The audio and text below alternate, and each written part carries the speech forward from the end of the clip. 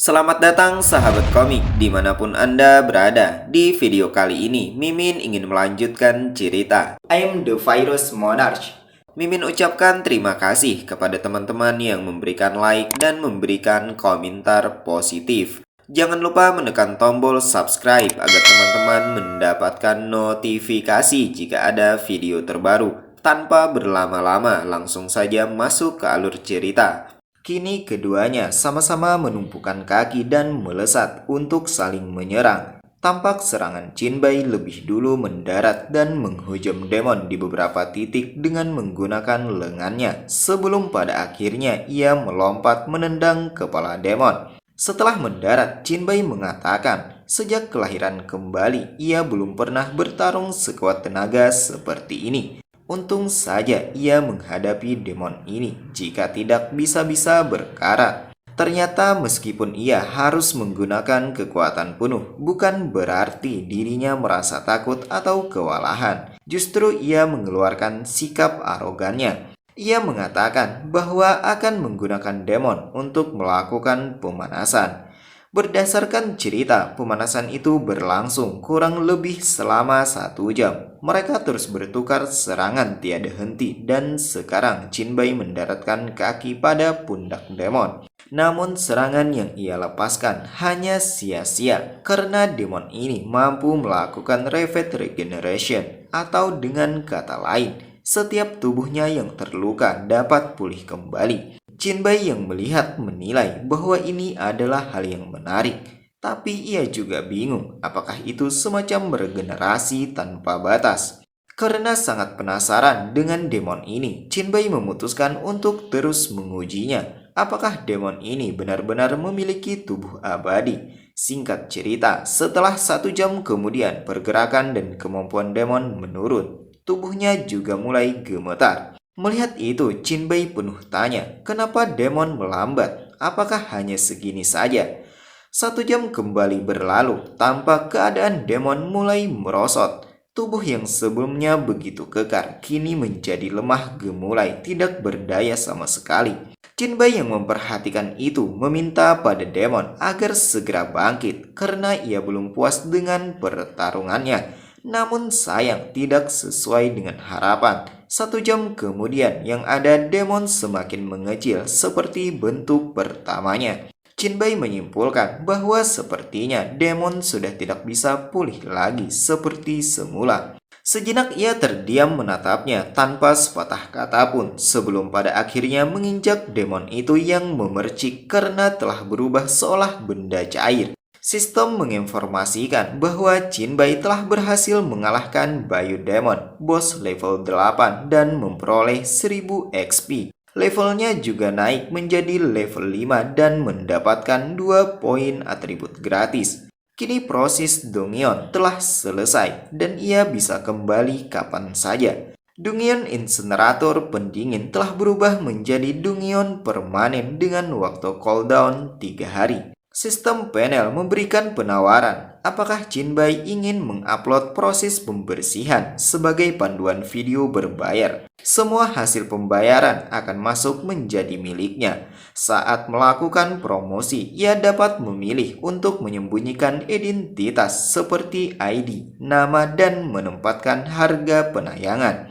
Setelah informasi itu muncul, Jinbei memutuskan untuk mengupload proses pembersihan dengan menyembunyikan penampilan. Berpindah tempat di distrik Villa Perbukitan Timur, kediaman Song Ziqiong. Terlihat dirinya sedang dalam proses penyembuhan yang dibantu oleh Sosen. Ia menerima notifikasi grup yang masuk dan sedikit mengenali kalau itu adalah Jinbei. Sosin pun ikut melirik dan penasaran video apa yang telah dibagikan. Pesan grup itu berisi sebuah video yang menayangkan pertarungan Jinbei dengan Bayu Demon. Namun wajahnya tidak ditampilkan karena sebelumnya ia mengupload dengan menyembunyikan identitasnya. Ia juga menggunakan nama samaran dengan caption, pengumuman Evolver White telah merilis video yang jelas tentang Secret Dongion tingkat Nightmare Incinerator pendingin level 5 hingga 10. Harga menonton adalah 1 koin tembaga. Song Zekyong dan Sosin menonton video itu, tapi mereka menilai bahwa tayangannya sangat cepat sehingga mereka mendekatkan wajah pada layar untuk memperjelasnya. Zekyong mengatakan bahwa ia harus memperlambat videonya agar bisa terlihat dengan jelas. Tidak berselang lama setelah video itu diupload, ramai orang yang menontonnya dari keberadaan mereka masing-masing. Namun semua penilaian mereka sama kalau tayangannya cepat sekali. Wanita berambut hijau juga melakukan hal yang sama dengan Song Zekyong. Ia mencoba memperlambat videonya untuk melihatnya dengan jelas. Sedangkan pria yang menggunakan ikat kepala begitu bersemangat menontonnya. Ia seakan terbawa suasana dan menilai bahwa itu adalah pertarungan yang sengit dan sangat mengesankan.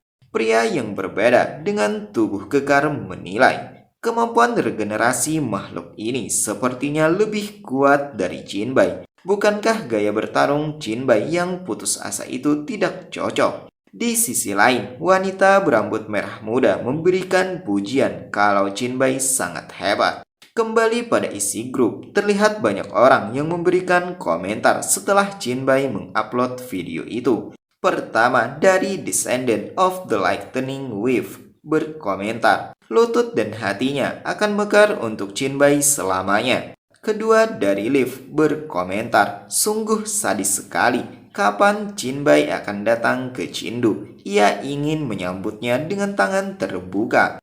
Ketiga, dari Overlord berkomentar, kemampuan regenerasi instan itu sepertinya tidak terbatas penggunaannya. Keempat, dari Crow yang menyampaikan bahwa dirinya sudah mencapai batas kemampuannya melawan 10 zombie sendirian. Lalu apakah jarak antara bakat Double Ace dan Triple Ace sebesar itu? Kelima, dari I'm Really Not a Sword Immortal menanyakan, apakah dari Dongeon level 5 hingga 10 sekuat ini? Sungguh tidak masuk akal. Lantas bagaimana bisa mereka tumbuh sejauh itu pada level 10? Keenam, dari The Only Trash and the Group yang juga berisi pertanyaan, apakah mungkin ada cara lain untuk membersihkan Dongeon? Bukankah yang dilakukan Jinbai adalah memaksanya dengan kasar? Komentar diakhiri dengan Trali Unreal yang memberikan dukungan kalau Jinbai terlalu kuat, jadi ia tidak perlu solusi apapun. Kembali pada Jinbai yang masih berada di dalam Dongeon Incinerator pendingin. Informasi menyampaikan bahwa ia melahap mutan komposit khusus, mendapatkan 300 poin evolusi eksklusif virus Black Light. Setelah mendapati informasi itu, ia memahami bahwa poin evolusi eksklusif virus Black Light berbeda dengan poin virus bakat. Dan yang didapatkannya sekarang hanya bisa mengembangkan kemampuan dan skill virus Black Light. Meskipun begitu, menurutnya ini tetap bagus. Informasi kembali muncul memperingatkan bahwa virus Black Light berevolusi yang meningkatkan kecepatan pemulihan ekstra menjadi plus 300%. Ini juga memicu kemampuan pasif virus Black Light dan memperoleh skill Biodemon Cellular Regeneration kelas A. Skill ini dapat dengan cepat mengonsumsi vitalitas sendiri atau energi lain untuk regenerasi, mampu meregenerasi anggota tubuh. Kemampuan pasif ini dapat diaktifkan atau dimatikan. Mengetahui ini, Jinbai sangat senang karena mendapatkan skill pasif yang probabilitasnya rendah. Ditambah lagi peringkat skillnya adalah kelas A. Sebuah senyuman gembira muncul di wajahnya untuk menunggu item apa saja yang dijatuhkan oleh Biodemon tingkat Nightmare ini. Tidak berselang lama, 3 item berwarna keemasan muncul di hadapannya dengan bentuk yang berbeda-beda.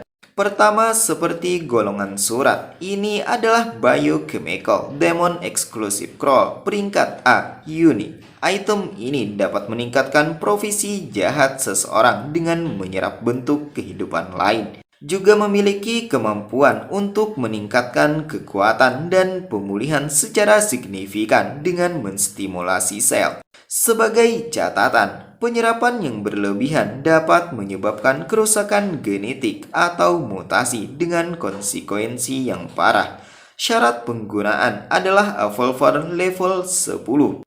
Jinbei memegang item ini dan menilai bahwa provisi unik kelas A memang beresiko, tapi memiliki imbalan tersendiri. Meskipun begitu, ia juga mempunyai penangkalnya yang tidak lain adalah virus Blacklight.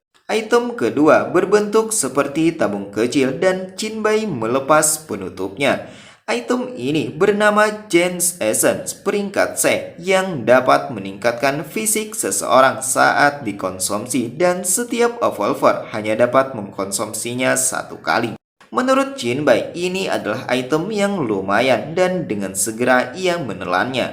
Berikutnya adalah item ketiga yang terbuat dari kain. Jinbei merentangkannya dengan wajah yang bingung. Apakah ini alat spesial atau equipment? Benda ini bernama Skin of the Faceless Armor Spesial Kelas D, merupakan produk kulit yang unik dengan banyak gen, menawarkan pertahanan yang sangat baik dan mengurangi kekenduran kulit, menambah kelincahan, fisik dan pertahanan plus 10. Jika melakukan pemakaian dalam waktu yang lama, maka dapat meningkatkan bentuk tubuh dengan efek yang lebih baik untuk wanita. Selain itu, benda ini juga memungkinkan pengguna untuk mengubah warna dan bentuk bagian tubuh sesuka hati saat dipakai. Jinbei sedikit bingung dengan deskripsi kulit dinamis yang disampaikan. Apakah ini mengubah tubuh atau equipment? Sebelum sempat memikirkan itu, tampilan panel berganti yang membuatnya tersadar kalau ia juga mendapatkan beberapa item yang dijatuhkan oleh monster kecil sebelumnya.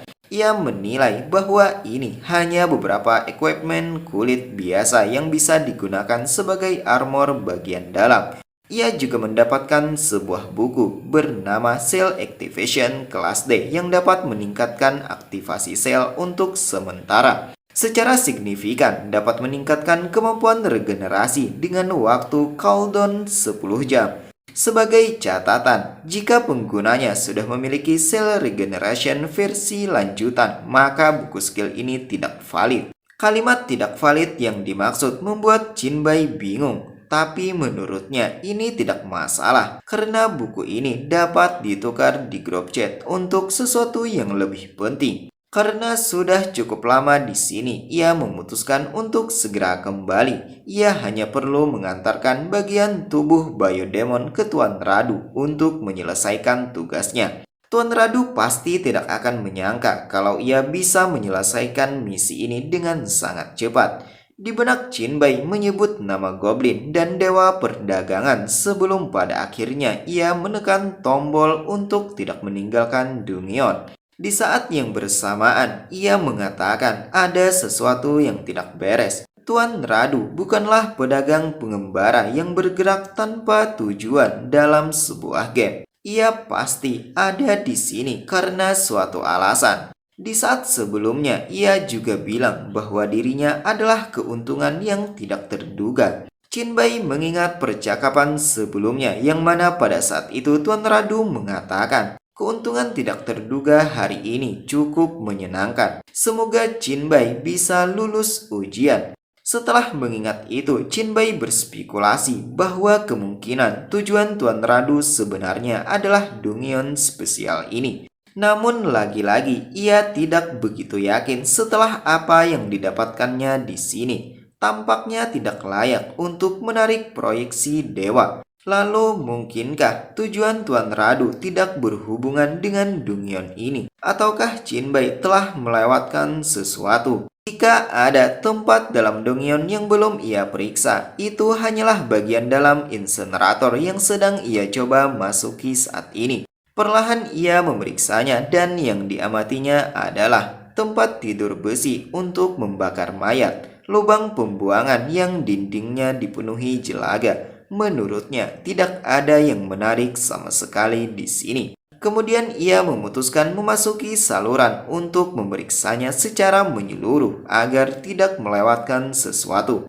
Setelah melompat naik ke atas, Jinbei tidak menyangka saluran ini cukup panjang dan bahkan melebihi ketinggian ruangan. Tiba-tiba ia berhenti tertegun. Itu karena sudah berada di titik ujung dan mendapati saluran yang buntu. Namun ia tidak begitu yakin akan hal ini. Menurutnya sangat mustahil sehingga memutuskan untuk menggedor dinding menggunakan lengannya.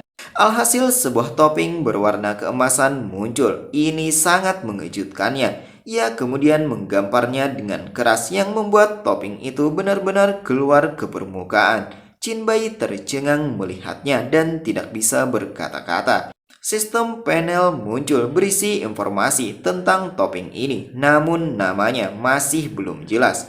Alasan utama dari anomali insenerator tidak diketahui secara pasti. Muncul sebagai sebuah wajah, tampaknya memiliki fungsi dan efek magis. Setelah mengetahui kalau itu adalah sebuah item, Jinbei mengambilnya sambil mengatakan, kehendak alam semesta saja tidak bisa menjelaskannya sampai masih terbawa tanda tanya. Kemungkinan besar ini adalah sebuah fragmen dari item kelas Double Is atau bahkan artefak dewa. Sebuah senyuman muncul di wajah Jinbei meneruskan, sungguh harta karun yang luar biasa. Sepertinya inilah tujuan Tuan Radu sebenarnya. Jinbei harus menemukan cara untuk menyimpannya. Setelah beberapa saat di tempat yang sama, Universitas Jiangqing bagian insenerator bawah tanah. Terlihat sekarang Jinbei sudah kembali dan disambut oleh Lin Qi. Lin Qi bangkit dari duduknya dengan senyuman gembira memuji bahwa Jinbei sangat kuat. Ia menyampaikan bahwa telah menonton video Jinbei saat bertarung melawan demon dan itu membuatnya menjadi jatuh hati. Bukannya merespon pertanyaan Lin Qi yang telah jatuh cinta padanya, Jinbei malah menanyakan bagaimana Lin Qi bisa menonton. Apakah Lin Qi mempunyai poin tembaga? Lin Qi mengatakan, setelah orang lain membinasakan zombie, kemudian ia menghabisi mereka. Di sini tidak diketahui apakah di saat Jinbei tidak ada terjadi tragedi pada Lin Qi. Kini Jinbei jadi penasaran seberapa banyak koin emas dan tembaga yang dimilikinya. Sistem panel memperlihatkan bahwa ia mempunyai 869 koin emas, 93 koin perak, dan 15 koin tembaga. Namun angka ini terus menunjukkan perubahan setiap waktu karena terjadi penambahan. Tampilan terakhir adalah 912 koin emas, 75 koin perak, dan 45 koin tembaga.